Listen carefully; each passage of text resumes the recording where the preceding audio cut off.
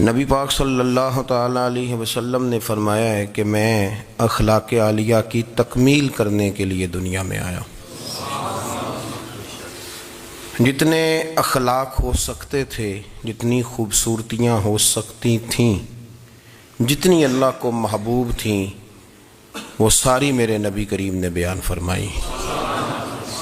ساری رسول کریم صلی اللہ تعالی علیہ وسلم نے بیان کر دی ہیں، جتنی خوبصورتیاں ہو سکتی تھیں. کچھ لوگ ایسے ہوتے ہیں جو بیچارے بائی نیچر ہی کچھ پریشانیوں کا شکار ہوتے ہیں، اور قرآن مجید نے جو ارشاد فرمایا نا کہ کچھ لوگ نفس کی خواہش کو اپنا خدا بنا لیتے ہیں، تو وہ بلا وجہ بھی بہت ساری باتیں کرتے ہیں جن کا کوئی وجود نہیں ہوتا. عورت کو حقوق دلانے کے لیے بہت سارے لوگ بہت ساری غلط باتیں کرتے ہیں. جو لوگ یہاں سے کسی کو لے جاتے تھے نا دبئی، دھوکہ دے کے اور لے جاتے تھے یورپ میں، عرب ممالک میں دھوکہ دے کے لے جاتے تھے، تو وہ بھی کوئی خواب ہی تو دکھاتے تھے کہ اتنے لاکھ تنخواہ ہوگی، اتنا کچھ ہوگا. وہاں جا کے پتہ چلتا تھا کہ جیب سے بھی دینے پڑیں گے کچھ. بہت سارے لوگ ایسے ہوتے ہیں، وہ سارے خوبصورتی کے نام پر ہی دھوکہ دیتے ہیں. آپ کو پتہ ہے کہ جو آدمی کسی کو لالچ دیتا ہے تو کسی کو لوٹنے کے لیے اسے لالچ دینا بڑا ضروری ہوتا ہے. لوگ پہلے لالچ دیتے ہیں پھر لوٹتے ہیں. پہلے مکمل لالچ دیتے ہیں، یہ چیز مل جائے گی، یہ چیز مل جائے گی. لوگ مکمل لالچ دیتے ہیں، اس کے بعد پھر لوٹتے ہیں. اور اگر لالچ نہ دیں تو کوئی آدمی قابو آئے گا؟ لوگ لوٹتے ہیں لالچ دے کر. اچھا، اب وہ جو جس کو لالچ دیا جا رہا ہوتا ہے وہ کہہ رہا ہوتا ہے کہ نہیں نہیں تمہیں نہیں پتا، وہ اس وقت ماننے کو تیار نہیں ہوتا. وہ کہتا ہے اتنی خوبصورت باتیں کر رہا ہے، اتنی اچھے پیغام دے رہا ہے، تم میرے دشمن ہو، تم مجھے منع کر رہے ہو. ہوش تب آتی ہے کہ جب سب کچھ لٹ جاتا ہے. عورت کو ویسے بھی قابو کرنا بڑا آسان ہوتا ہے. اعلیٰ حضرت بریلوی رحمۃ اللہ علیہ فرماتے ہیں بیٹیاں نازک شیشیاں ہوتی ہیں، ان کو تو ذرا سی چوٹ لگے تو ٹوٹ جاتی ہیں. دیکھیں کتنا بڑا جملہ کہا بریلی کے امام نے، نازک شیشیاں ہیں. ذرا کوئی آدمی گمراہ کرتا ہے، ذرا خراب کرتا ہے. اب دیکھیں نا، یہ جو بچیوں کو بچے مس گائیڈ کرتے ہیں، انہیں بڑے بڑے خواب دکھاتے ہیں، وہ بیچاری ماں باپ کو چھوڑ کے، بہن بھائی کو چھوڑ کے اس کے ساتھ شادی کرتی ہے. پھر جو اس کا بعد میں حشر ہوتا ہے، آپ ادلیاں نو سردار پہن تکے تے شرما والیاں نو جھوٹے ڈولیاں دے. پھر وہ بیچاری ماں باپ رکھتے نہیں، وہ ظلم کرتا ہے، تو کتنی بڑی تکلیف میں وہ بچی آ جاتی. نازک شیشی ہوتی ہے نا تو ٹوٹ جاتی. یہی حال اب جدید خواتین اور یہ جو کچھ اینکر پرسن ہیں، یہ اصل میں نا یہ آپ کو سیاست سکھاتے ہیں، لیکن یہ مادر پیدر آزاد لوگ ہیں، بالکل آزاد. یہ تو علماء شور نہ کریں، بات نہ کریں، گفتگو نہ کریں، مشائخ بات نہ کریں، اور یہ جو کچھ سنجیدہ اور دینی طبقہ ہے یہ کوئی شور نہ کرے، یہ تو روڈوں پہ ننگے ہو کے آ جائیں معاذ اللہ. خوفناک نظریہ رکھتے ہیں یہ لوگ. عورت کو کہتے ہیں تیرے حقوق ہم تجھے لے کے دیں گے. مثلاً وہ کون سا حق ہے جو تم نے لے کے دینا ہے؟ میرے نبی کریم صلی اللہ علیہ وسلم اس کو بیٹی بھی بنایا ہے، اس کو بہن بھی بنایا ہے، اس کو ماں بھی بنایا ہے، اسے بیوی کا عالی شان رتبہ بھی عطا فرمایا ہے. اور چونکہ بیٹی کا بھی حق بڑا بیان کیا جاتا ہے، بہن کا بھی، ماں کا بھی. اور بیوی کے معاملے میں لوگ سمجھتے ہیں کہ زیادہ بات نہیں کرنی چاہیے، شاید مسئلہ خراب ہو جائے. حالانکہ نبی پاک صلی اللہ تعالیٰ علیہ وسلم نے بیوی کے بارے میں پتہ کیا فرمایا؟ فرمایا جب تم نکاح کر لیتے ہو تو اپنا ایمان محفوظ کر لیتے ہو. اب میں اس کی شرح نہیں کرتا، اب خود کر لیجئے گا کہ وہ ایک ایسی شخصیت ہوتی ہے کہ جس کی موجودگی میں آپ کا ایمان محفوظ ہے. اب میں نہیں سمجھتا کہ اس سے بڑی بات کوئی اور ہو سکتی ہے، جس کی موجودگی میں آپ کا ایمان. اور بھئی یہ حدیث پاک عرض کر رہا ہوں، نکاح جب کوئی کر لے تو اس نے اپنا ایمان مکمل کر لیا. اس کا معنی یہ ہوا کہ آپ کا ایمان محفوظ ہے اس کی موجودگی میں. تو اس سے زیادہ بھی، یعنی ایمان سب سے قیمتی چیز ہے نا، تو اس کے محفوظ ہونے کی وجہ حضور نے نکاح بیان کر دی. تو اب میرا خیال ہے بی بی اگر کوئی اس سے بڑا حقوق مانگے گی تو بیوقوفی کرے گی. اتنا بڑا درجہ نبی کریم نے اسے عطا کر دیا, اتنا بڑا مقام دے دیا کہ تو خاوند کے ایمان کے محفوظ ہونے کا ذریعہ بن گئی ہے. عورت کو جو حقوق رسول کریم صلی اللہ تعالی علیہ وسلم نے عطا فرمائے, نبی پاک نے جو حقوق دیے, دیکھیں نا حضرت عبداللہ ابن عمر رضی اللہ تعالیٰ عنہ کی اہلیہ بیمار تھی تو جلدی جلدی سے وہ آئے, تو جب بہت جلدی ہو, سفر بڑا شدید تھا, تو آپ نے جلدی سے نماز ادا کی, جلدی سے چلے. آپ کے خادم کہنے لگے حضور خیریت ہے؟ فرمایا میری بیوی بیمار ہے. تو اس نے عرض کی حضور آپ کی اہلیہ بیمار ہے, تو آپ نے نماز بھی جلدی سے پڑھی, سفر بھی جلدی جلدی کیا. تو فرمانے لگے یہ وہ چیزیں ہیں جو ہمیں مدینے والے رسول نے سکھائی. آپ اس کیفیات کو سمجھیں کہ حضور صلی اللہ علیہ وسلم نے درس دیا. اور پھر ایک اور بہت بڑی بات, یہ فضیلت کسی اور کو نہیں دی. جو عورت کو حضور نے فضیلت دی, یہ فضیلت کسی اور کو نہیں دی. کبھی حضور نے فرمایا کہ تمہارا ابا تمہارے ساتھ بہت سخت رویہ کرے تو تم نے اس کو اس سختی پر داد دینی ہے. فرمایا چلو اگر وہ زیادتی بھی کرے تو تم نے اس کے ساتھ سلوک اچھا ہی کرنا ہے. لیکن آپ ایک بات کو سمجھے نا کہ بچے کے بارے میں, بیٹے کے بارے میں, بیٹی کے بارے میں فرمایا 10 سال کے ہو کے نماز نہ پڑھیں تو سختی کرو, تمہارا ڈنڈا بھی لٹکنا چاہیے. بہت ساری جگہوں پہ بہت سارے لوگوں کے لیے سختی کا حکم دیا, لیکن عورت کے لیے حضور نے جو جملے کہے, اصل میں ہم سمجھتے ہیں کہ یہ ایک بات ہے, مشہور ہو گئی ہے روایت حدیث, تو بس اس کے پس منظر پر اور جملوں کے حسن پر شاید معاذ اللہ غور کرنے کی ضرورت نہیں. ذرا اس لفظ کی تاثیر پر غور کریں. حضور نے فرمایا عورت ٹیڑھی پسلی سے پیدا کی گئی ہے, یہ ٹیڑھی ہے, اس کو سیدھا کرنے کی کوشش کرو گے تو ٹوٹ جائے گی. تو حضور پھر ہمارے لیے حکم کیا ہے؟ فرمایا جیسی ہے تم اسی کے ساتھ نبھا کرو. آپ سمجھیں کہ اتنا محفوظ حضور نے درجہ دے دیا بی بی کو, اتنا محفوظ کہ فرمایا غلطی بھی ہو تو میرے غلاموں تم اس کے ساتھ نبھا کرو, گزارا کر لو. کو کیا اور حق چاہیے عورت کو جس کو اس کی غلطیوں سمیت نبی پاک نے قبول کرنے کا حکم دے دی کہ اس کی کمزوریوں سمیت قبول کر لو. اب اس کو اور کیا کوئی کمزوریوں سمیت قبول کرتا ہے؟ کبھی آپ دکان پہ بیٹھے ہو تو آپ کہیں بھی اس میں یہ بھی غلطی, میرے مال میں یہ بھی کمزوری ہے, یہ بھی کمزوری ہے, یہ بھی کمزوری ہے, تو کر لے قبول. کرتا ہے کوئی؟ کوئی شخص ایسا ہو جو کسی چیز کی کمزوریاں بیان کر کے کہ اسے قبول کرو؟ پر رسول کریم صلی اللہ تعالی علیہ وسلم نے نا ہمیں سبق دیا, حضور نے ہمیں درس دیا, نبی پاک نے ہمیں پیغام دیا. فرمایا یہ ٹیڑھی ہے, سیدھی کرنے کی کوشش کرو گے تو بیچاری ٹوٹ جائے گی, تو اس کے ساتھ نبھا کر جاؤ. آپ میری بات کو سمجھیے گا. چلیں میں اس پر ایک اور بخاری مسلم کی حدیث پڑھتا ہوں. حضرت سلمان فارسی رضی اللہ تعالیٰ عنہ اور حضرت ابو دردہ کے درمیان بھائی چارہ تھا. مکے سے مدینے جب لوگ آئے تو حضور نے بھائی بھائی بنایا تھا. ان کے درمیان بھائی چارہ تھا, تو ابھی پردے کی آیات نازل نہیں ہوئی تھیں, تو لوگ ایک دوسرے کی طرف جاتے تھے. حضرت سلمان فارسی رضی اللہ تعالیٰ عنہ حضرت ابو دردہ رضی اللہ تعالیٰ عنہ کے گھر میں تشریف لے گئے تو دیکھا کہ ان کی بیوی بڑی غمگین بیٹھی ہیں. تو ہم نے فرمایا بہن کیا ہوا؟ تو کہنے لگی تمہارے بھائی کو دلچسپی کوئی نہیں رہی, ہر روز روزہ رکھ لیتا ہے اور ساری ساری رات نفل پڑھتا ہے. حضرت سلمان فارسی کہنے لگے ٹھیک ہے کر لیتے ہیں بندوبست. نماز دین ہے کہ نہیں؟ دین ہے نا یہ چیزیں. لیکن حضرت سلمان فارسی جناب ابو دردہ سے کہنے لگے آج میں نے تیرے گھر میں رہنا رات کو, کیونکہ وہ تو ساری رات نماز پڑھتے تھے, نفل پڑھتے تھے. انہوں نے کہا ٹھیک ہے. ایک بستر لا کے بچھا دیا حضرت سلمان فارسی کے لیے. سلمان فارسی فرمانے لگے دوسرا بھی لا.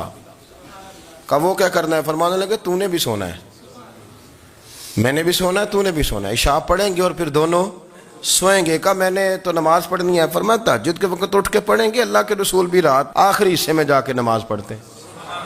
ادھر ساتھ سلا لیا. وہ تھوڑی کو دیر سوئے, اب عادت تھی ساری رات اٹھنے کی, ذرا اٹھنے لگے بستر سے تو حضرت سلمان فارسی فرمایا چپ کر کے سو جا, وہ بڑی رات پڑی ہوئی, چپ کر کے سو جا. وہ لیٹ گئے, پھر اٹھنے لگے تو فرمایا سو جا چپ کر کے, بڑا ٹائم ہے. سحری کے وقت اٹھے, نفل پڑھے. ان کا ارادہ تھا روزہ رکھنے کا, تو فرمانے لگے کل رکھا تھا نا نفلی روزہ؟ جی رکھا تھا. پرسوں بھی رکھا تھا, ترسوں بھی رکھا تھا. فرمایا آج نہیں رکھنا, آج میں تیرا مہمان ہوں, سارا دن کٹھے مل کے روٹیاں کھائیں گے, آج نہیں روزہ رکھنا. سلا دیا. اب حضرت ابو دردہ رضی اللہ تعالیٰ عنہ کہہ تو کچھ نہ سکے، پر کہنے لگے سلمان تم پتہ تم کیا کر رہے ہو، نہ تم نے مجھے رات اٹھ کے زیادہ نفل پڑھنے دیے، سویرے روزہ نہیں رکھنے دیا۔ تو حضرت سلمان فارسی کہنے لگے کوئی لمبی بات تو نہیں نا، چلتے ہیں نا ابھی فجر میں مسجد نبی میں، تو نبی پاک کو بتاتے ہیں سرکار دو عالم علیہ السلام کی خدمت میں تو اپنی بات کرنا، میں اپنی کروں گا، حضور نتیجے کا اعلان فرما دیں گے، بات طے ہو جائے گی۔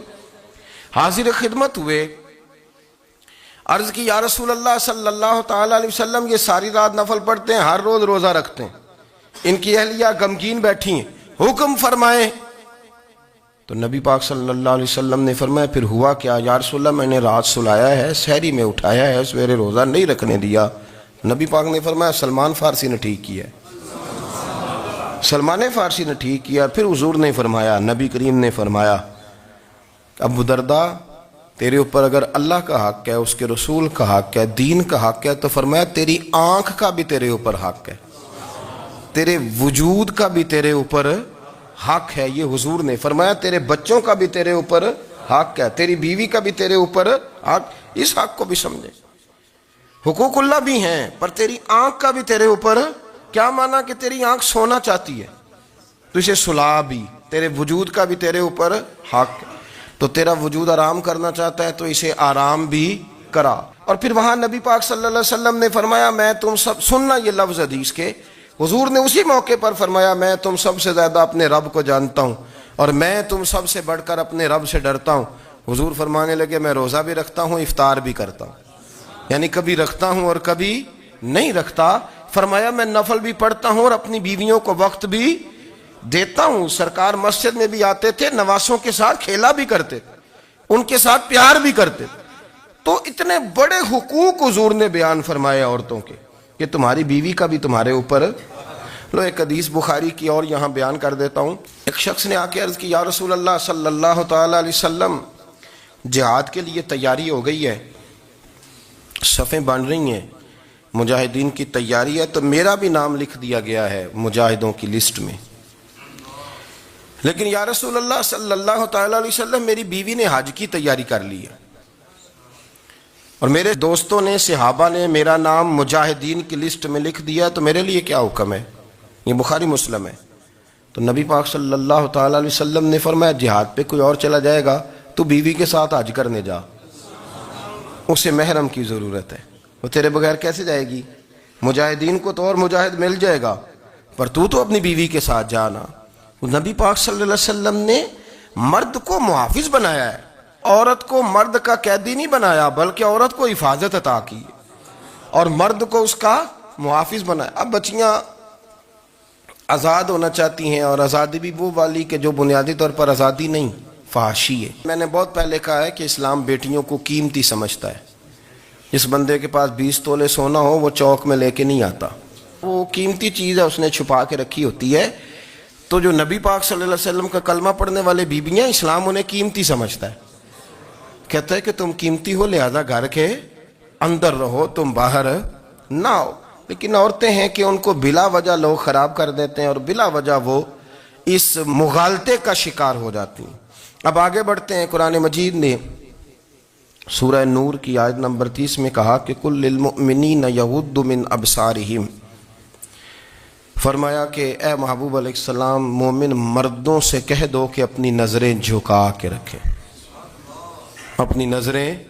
اور اگلی آیت میں فرمایا وَقُلْ لِلْمُؤْمِنَاتِ یغضضن من ابصارہن، فرمایا کہ اے محبوب مومن عورتوں سے بھی کہہ دو کہ اپنی نظریں جھکا۔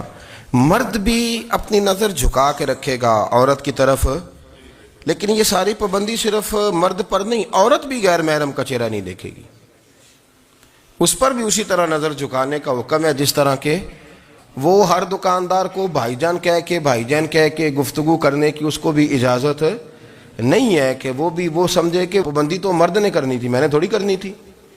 وہ جس کے پاس جائے، جہاں بھی جائے، ڈاکٹر کے پاس جائے، باہر جائے، تو وہ جس طرح مرضی اس کا دل چاہے وہ بات چیت کرے، اس کی عورت کو بھی اجازت اسلام نہیں دیتا۔ بنیادی طور پہ اسلام شرم و حیا کا دین ہے، حیا کی بات کرتا ہے۔ حیا کی جب ہم تعریف کرتے ہیں تو حیا کی تعریف یہ ہے کہ کوئی کبھی چیز دیکھ کے نہ تو آپ کی طبیعت میں کراہت محسوس ہو، آپ کوئی غلط جملہ منہ سے نکالتے ہوئے ذرا جھجکیں، آپ کوئی غلط بات کرتے ہوئے تھوڑا بوجھ محسوس کریں۔ ہمارے ہاں تیزی سے فروغ پایا ہے بے حیائی نے۔ سنگیوں کی محفلیں، یاروں کی محفلیں، اس میں غلیظ گفتگو ہوتی ہے، الا ماشاء اللہ۔ ان دوستوں کو بڑی پاک صاف گفتگو کرنی چاہیے۔ دوستی کا رشتہ بڑا مقدس رشتہ ہے، جو یہاں ایک دوسرے سے پیار کریں گے جنت میں بھی اکٹھے داخل کیے جائیں گے۔ شرط یہ ہے کہ پیار اللہ رسول کی رضا کے لیے ہو، لیکن اس کے اندر اگر آپ کی گفتگو کچی ہو، کمزور ہو، فحاشی والی ہو، عریانی والی ہو، وہ ہمارے ہاں تو اب اس کو لوگ فیشن سمجھتے ہیں، اس کو مردانگی کی علامت سمجھتے ہیں کہ وہ جی ساری باتیں جی وہاں ہو گئیں، اور جس کا جو جی چاہا اس نے کہا۔ آپ جب حیا کے دائرے میں ہوتے ہیں تو آپ خود بھی سکون محسوس کرتے ہیں۔ دیکھیں نا، آپ کو نیند سکون سے کہاں آتی ہے؟ جہاں کمرہ بند ہو، چاروں جانب دیوار ہے، اوپر چھت ہے، خالی دروازہ بھی کھلا ہوا ہونا تو جب بندہ سکون لینا چاہتا ہے تو کہتا ہے یار ذرا دروازہ ذرا بند کر دو۔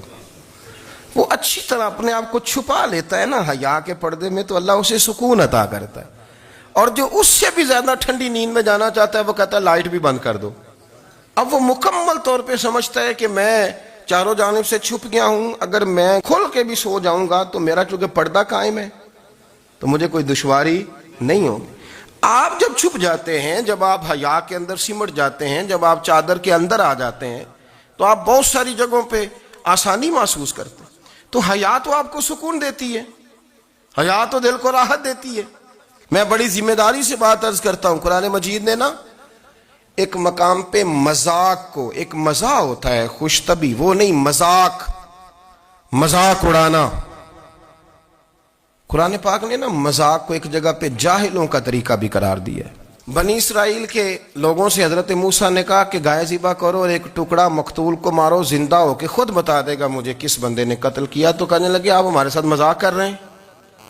تو قرآن مجید کہتا ہے کہ حضرت سیدنا موسیٰ علیہ السلام فرمانے لگے اعوذ باللہ ان اکون من الجاہلین، فرمانے لگے میں اللہ کی پناہ مانگتا ہوں کہ میں جاہلوں میں سے ہو جاؤں۔ یہ مذاق کرنا تو جاہلوں کا طریقہ ہے۔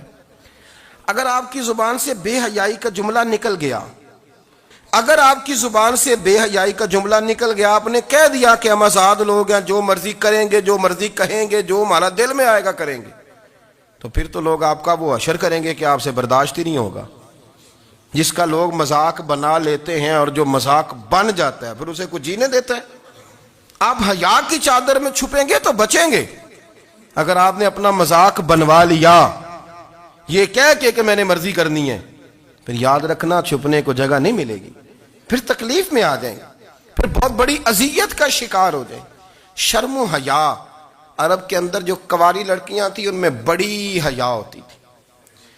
الحمدللہ میں بڑے فخر سے کہتا ہوں کہ میرے پنجاب کی، میرے پاکستان کی بیٹیاں بھی 20 دفعہ ان کا ابا کہے تیری شادی کرنی ہے تو وہ آنکھ نہیں اٹھا پاتی آج بھی۔ یہ تو وہ چند لوگ ہیں جو کہتے ہیں ہم ہائی کلاس ہو گئے، ہمیں نہیں پتا کہ وہ روشن خیال ہو گئے ہیں کہ روغن خیال ہو گئے، پتہ نہیں کدھر چلے گئے۔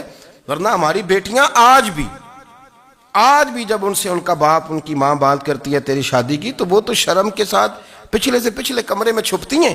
یہ اللہ نے فضل کیا ہوا ہے اس ملت پر۔